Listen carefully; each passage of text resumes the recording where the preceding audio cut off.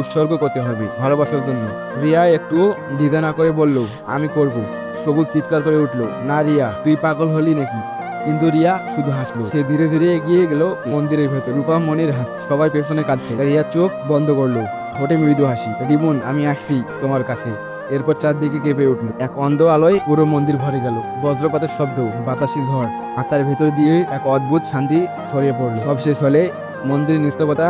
রিয়া নেই, রিমন নেই, শুধু বাতাসে এক ফিস ফিস আওয়াজ। ভালোবাসা কখনো মরে না। কয়েক বছর পর একদল ব্রাহ্মণকারী সেই পরিত্যক্ত জায়গায় এলো। রূপায় এখন এক বৃদ্ধা। এখনো মাঝে মাঝে শুনতে পায় মন্দিরের ভেতরে থেকে কেউ নরম গলায় বলছে, রিয়া, আমি তোমার জন্য অপেক্ষা করছি। চাঁদের আলো দেখা যায়, দুই ছায়া একসাথে হাঁটছে, রিমন আর রিয়া, চিরকালীন ভালোবাসার পথে।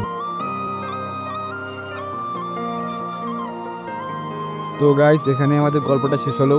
যদি গল্পটা তোমাদের একটু ভালো লাগে তাহলে ভিডিওতে লাইক দিয়ে চ্যানেলটা সাবস্ক্রাইব করে দাও।